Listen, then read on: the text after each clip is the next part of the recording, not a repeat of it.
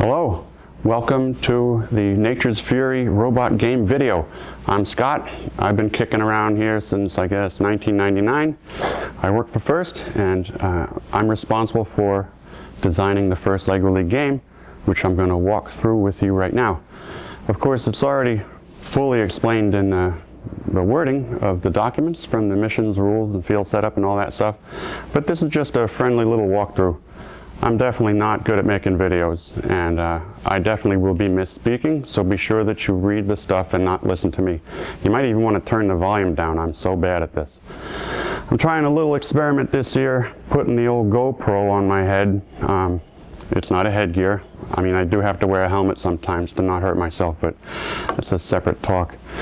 Anyway, I'm going to look at what I'm talking about, and hopefully you can zoom in on it. But there's plenty of pictures in the missions write-up itself. So in no particular order, I'll just explain them now, and I'm going to absolutely miss a lot of detail, but it's just to kind of for visual people, right? So bear with me. All right, in no particular order again. Here's a mission that has to do with the disaster of an ice storm or a snowstorm. For people that live like myself up here in the Northeast, we don't see many tornadoes, but we definitely lose the power for 8-10 days, and everything in the fridge has to get chucked and all that stuff because ice forms on the trees and they take out the power lines. So the mission here is for the robot to simply get the stray branch here that faces west faces east off of the tree, and that's failure. Huh? Oh, thanks. Can you see that? That's a failure right there. The branch needs to come off the tree but end up lower than the power lines. Is that good? Can we see? Very good. There's not much else to say about this one, except if you disturb the power lines, you knock them over, or if they end up somewhere else, then you don't get credit for this mission. Also, if you railroad over the tree, which is kind of hard to do. Maybe not. I've seen some of y'all's robots going berserk. But so those two things cause a failure. So this mission's close to base, so that makes it easy. But it's a tiny target, and it's a delicate situation, so that makes it a little bit hard. So I'd call that a medium mission. Just wreck the tree. That's all right. The referees will fix it. Okay. Here are my little pets, Puppy and Kitty. Whenever there's a natural disaster, you see on the news, the number one thing people want to know is where are their loved ones. But pretty close behind that is, where are my pets? So the mission here is to get the pets to the people. Now we have a person here in base. That's the lady. And there's a person here next to the house. That's the man.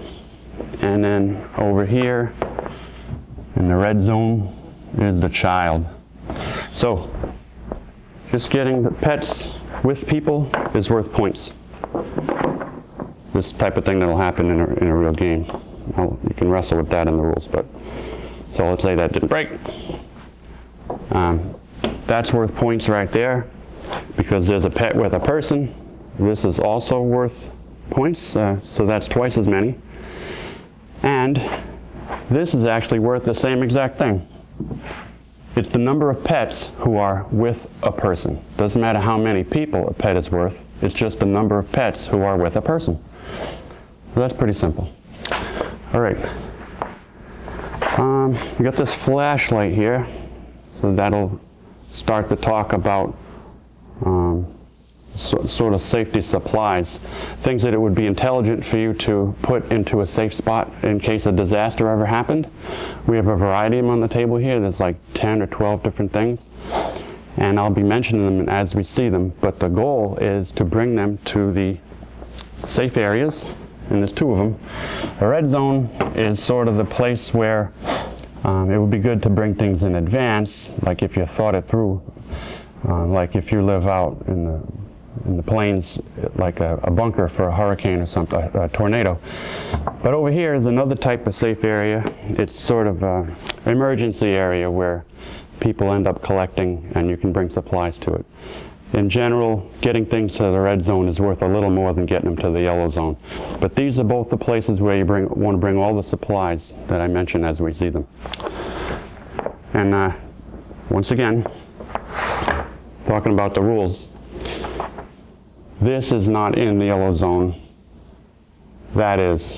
So just barely has to cross, just even look, if it looks like it's close, it's considered in.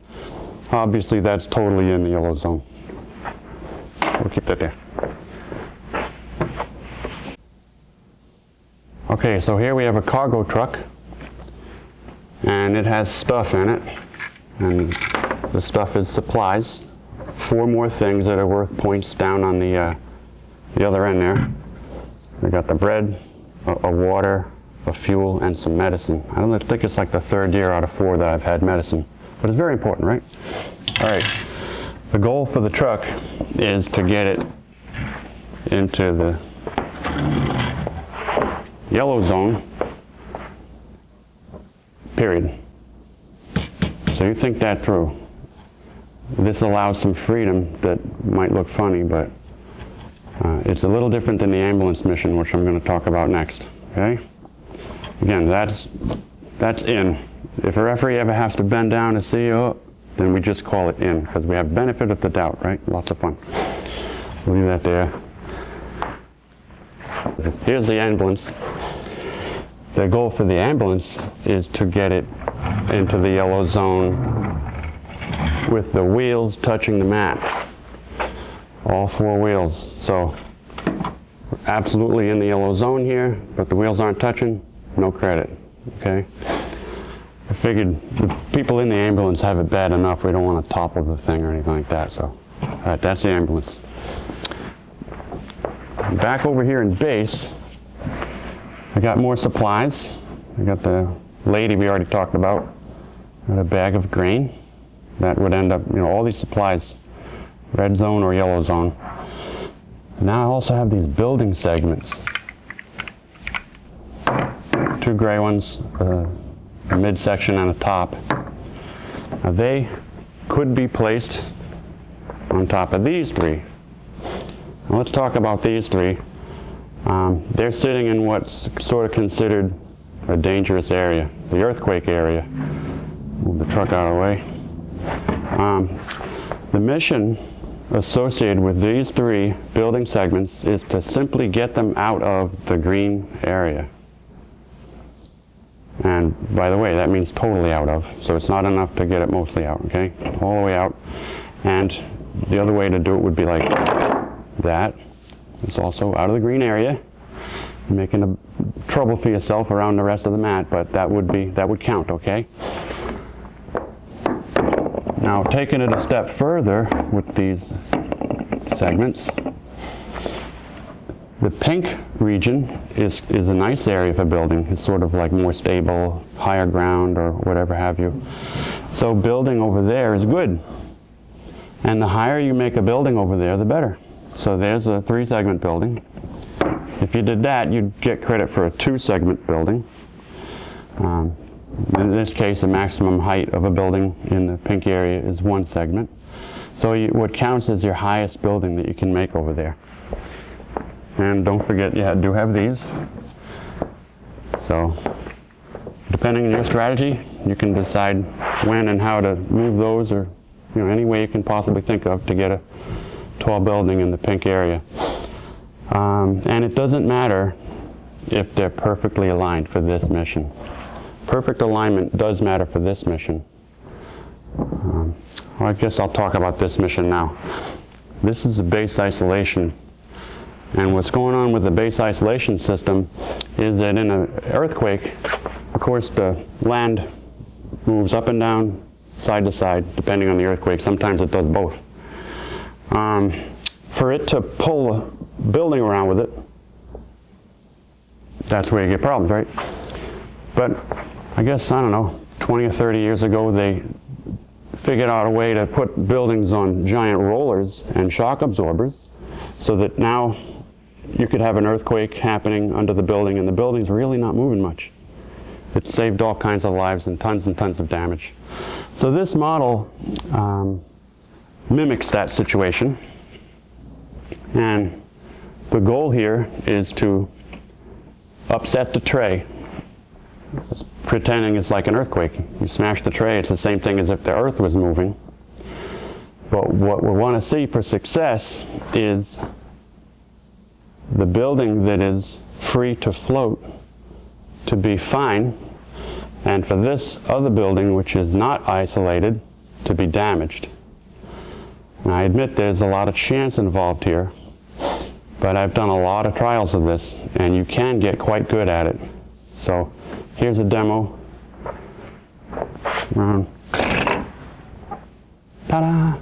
Pretty easy. Damaged? Fine. By the way, it has to be really fine. If this one looks like that, no go. And by the way, you can't just come over here with your robot and smash that building. So you look closely at the wording for this mission. There's a number of things you can't do to make that happen. You have to do it just by the robot hitting the tray. You can't come over and support this one while you smash it. You kids think of everything. It's amazing. It makes, oh, I've lost all my hair trying to do this job, thinking of the stuff you'll think of in advance, and I still haven't got it all. But have fun trying to beat that. And again, there is some chance you could do it very well, and it might not happen for you. So don't yell at me or yourselves. It's just a probability at work. You have 3 different matches. So, all right, another mission has to do with high water. Not just this isn't the climate stuff. This is weather stuff. Stuff that happens in a hurry and is quick and devastating. It could have to do with storms coming in off the ocean, or it could have to do with flooding inland, or both, right? But as it turns out, the higher you can get your home, the lower you can get your insurance. It's just a matter of making some stilts in some case, elevation, and it's a very simple mission in this case. At the end of the match, the house needs to be up. Very often you see the pets on the top of the roof. I don't know how they get there when you're watching the news. But anyway, very simple mission. Right now I'm standing here right next to a person. I've already mentioned to you how important they are. Most valuable thing on the field, actually. And the goal here is to get people together first, and there's a separate mission to get them safe. But I think even beyond being safe, if I was in a disaster, I want to know where my family is. So that's number 1. So getting people together in colored zones is worth points. You can wrestle with the points later. So here's a colored zone, orange. There's 2 people together. You get credit for 2. If instead you brought maybe the lady stayed there and you brought the man over to the child, great. Same thing, 2. Okay. You might have been in the travels over here, totally. All these strategies are like snowflakes and fingerprints. You never know 2 robots to ever do the same thing. Maybe for some reason you found it intelligent to bring them over here. A little bit of a dangerous zone, but hey, we're together, right? That's the main thing. 2 again. 3 would be ideal. And again, it doesn't matter the scoring zone. I think it has to be a colored scoring zone. It can't just be base. But that would be full credit for that mission. Now, there's a sort of a part 2 in a different mission, and that is to have them in a safe place together. That's ideal, right? So again, that would be in the yellow zone or the red zone together. The more the better. And heck, if you can bring them all their supplies and their pets and some video games, right? Ideal. But we don't ask for that right now. Okay, so that's people. Now, one of the worst disasters I can think of in my lifetime, what am I now? I'm like 71. Mentally, I'm 71. I've seen 2 tsunamis that took out hundreds of thousands of people. It is unthinkable to us. If there's a single death in your town or someone you know, that's a big deal. Can you imagine? Can you really fully think of what it's like, hundreds of thousands of people dying? That's the power of tsunamis. Well, so I've got to have one on the field, and this one is a dynamic model. It's very easy to activate, though, if I set it up correctly. Go here. You just lift the red paddle. That'd be one way to work it. And you see the tsunami waves go off towards the other end of the mat. A little complication here. Obviously, there's now waves in your way, so you might want to do strategies to do that later than earlier, right? But also, I have this interesting model here. It's the evacuation sign. And full credit here is when the sign is up just from the friction of the slider on the mat. You're not allowed to have something grabbing it, holding it up here. You're not allowed to have something resting and holding this here. So it is as simple as it seems. If you don't push it far enough and they leave, it fails. And if you push it too far, it comes down. So this is not going to pass because it's jammed in. It's not in friction with the mat. See that? Pretty simple. And it's a challenging mission because it's far from base. It's a small target. And it didn't really provide you with much in the way of light prompts for this direction, right? So that's a good one. But again, these are tsunami waves, right? This could turn into an issue. You want to think about when you do the tsunami versus this. The strategy is a big deal. There's 20 different scoreable missions this year, so I haven't done the math on what the possibilities are for the number of ways you could try this, but it should blow your mind. Okay, more supplies as I've been walking through here. I've got the battery, got the generator. Again, all those in the red zone would be best. Yellow zone is cool too. Radios. I've got some more water over there. Let's talk about over there. For one thing, it's over here now, right? But this represents the obstacles that you encounter when there's a disaster. I remember when New Orleans was flooding, I thought, how easy would it be to just get out of there? Why don't folks just get out of there? But to even try to find a bus, much less get a bus that could go over washed out roads and fallen trees and debris all over the place, it's impossible. So I have debris that represents some of the stuff that a vehicle might encounter as you try to move. I've got sort of a road washout. I've got a fallen tree with a little bit of a bothersome variability element to it. I've got some residential debris, like a roof and some wall there, and sort of commercial or industrial, some brick wall. And I put them in the order that I found harder and harder to get over. Now there's a neat mission. It breaks a long-standing rule in that you can try this mission again and again. You can pick up your robot for free to keep trying to do better and better at this mission, because I want everybody to try it and have fun doing it. Lots of robots with a nice tight light sensor to the ground are very low slung, and it's hard for them to climb stuff and get over things. So this is a cool little challenge for your variety of building. So, but here's an example of what, let's say this is my robot. So it comes out and tries to do this mission, and it just flat out gets stuck early. No problem. You're literally allowed to pick it up, no penalty. You always get a penalty when you pick it up out of base, right? Not for this mission. Back to base. Try again. Now this time it makes it over, and it even makes over this one, and then gets stuck. No problem.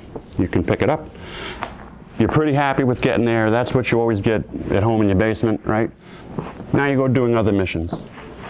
When you're done with the stuff you wanted to do, you might look up at the clock and say, guys, 19 seconds. Put it back in base. Go for it. See if you can beat your best score on the other one. Only a best score counts for that strip of obstacles. That should be kind of fun. What else? Oh, while I'm standing here, we've got a cargo plane.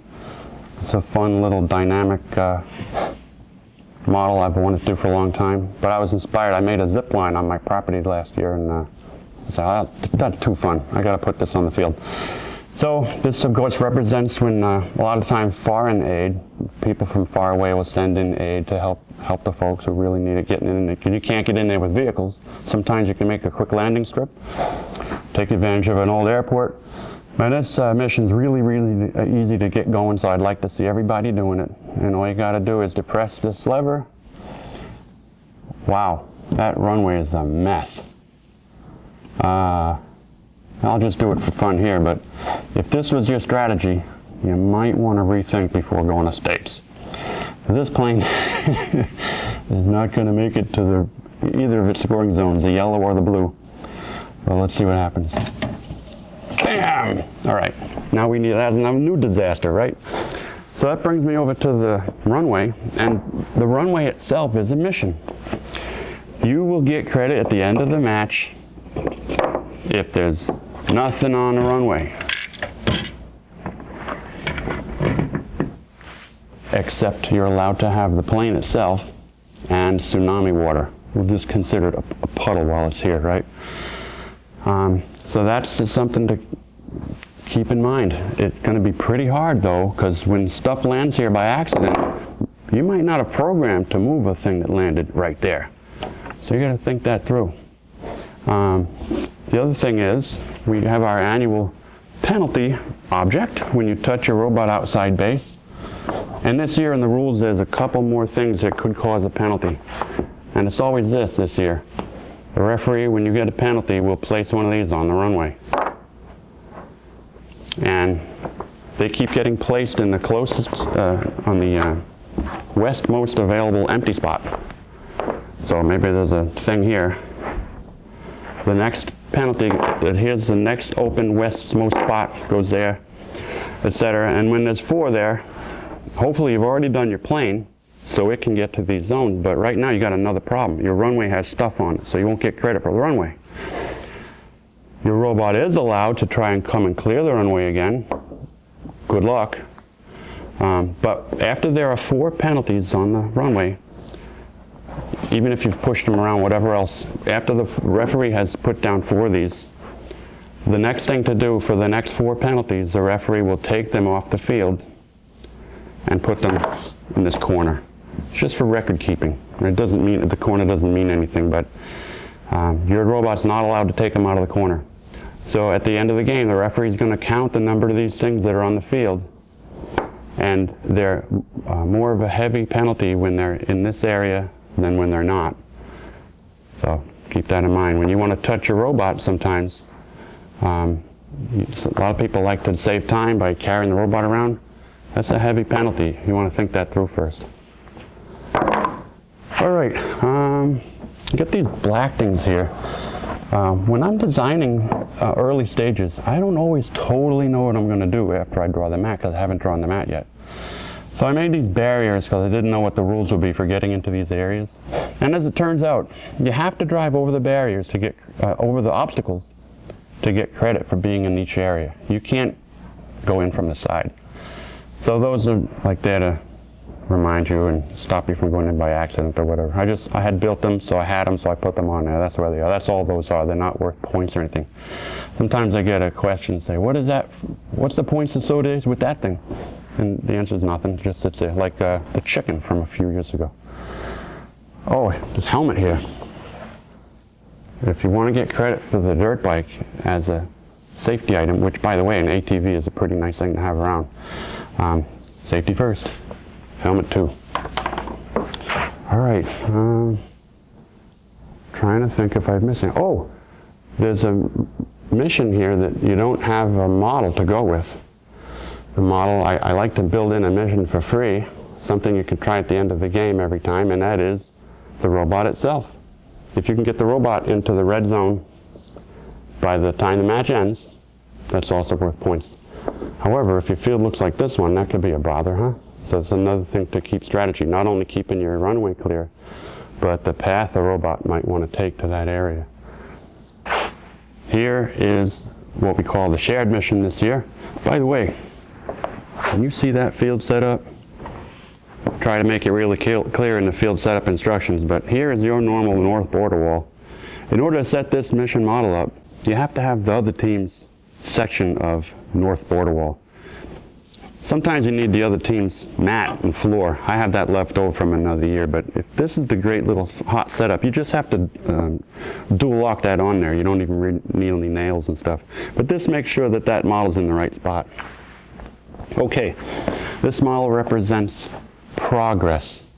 Having an awareness of this stuff early on and doing a few things that might be sort of simple can save billions of dollars and thousands of lives later on. It's one of the most important functions government should have on their list. And this is this year's model that keeps going and going and going and going and going. It's been annoying in the last few years because I sort of had organ rejection against perfect scores. I had this whole thing going on. And I still don't, perfect scores isn't the big goal here. Doing really well is. I want you to be working hard the whole season, no matter how good you are. It's not that I hate perfection. I don't think there's any such thing as perfection. Where was I? Oh yes. So this thing is activated by hitting the lever, and that little dial thing moves. I don't know where I think you have to hit this thing like 90 times. But I don't make you go back to base in between every time now, because this field is so full, it's so busy, there's like 19 other missions to do. I'm pretty confident no one's going to ace the entire field. It's not a challenge. I mean, it is a challenge. Anyway, you do this. Each little color it hits, you get more and more points. You're allowed to park your robot here and do that. Get really good at it. Have a ball. And by the way, if the other team's doing the same thing, you get points for their work too. You get points for each other's work. This is one of those years when I have a cooperative mission here. No antagonism, nothing like that. Pretty simple. By the way, the robot can't just come and hit the dial. I know how you think. I know some of how you think.